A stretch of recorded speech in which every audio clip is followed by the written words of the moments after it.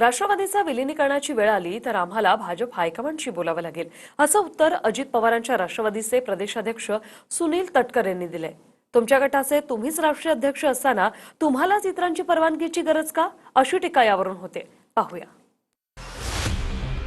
अजितदादा गटाचा पक्षविस्तार देखील भाजपला विचारल्याशिवाय होणार नाही का, असा प्रश्न सध्या सुनील तटकरेंच्या एका विधानावरून विचारला जातोय।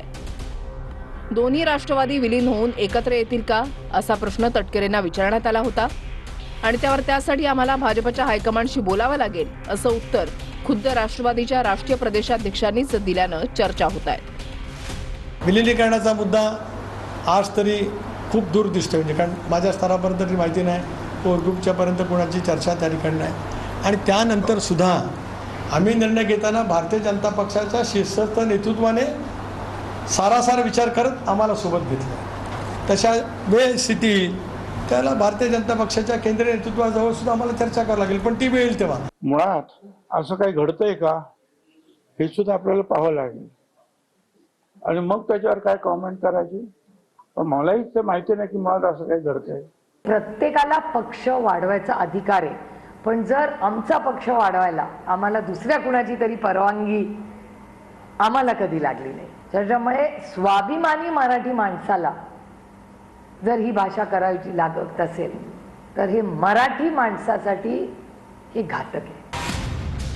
दरम्यान तिकडे केरळमधल्या राष्ट्रवादीच्या 2 आमदारांना प्रफुल्ल पटेलांनी पक्षविरोधी कारवायांच्या आरोपात राजीनामा देण्यास सांगितलंय।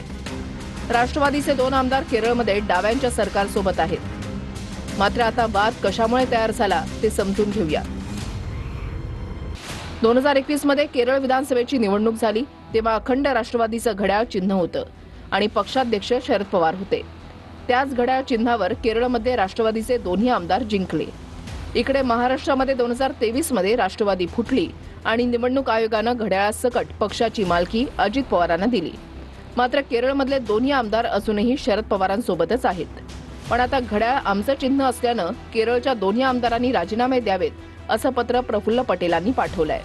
यावर आमच्या पक्षाचे प्रमुख तुम्ही नसून शरद पवार असल्याचं उत्तर केरळच्या आमदारांनी दिलंय। Bureau report, TV9 Marathi.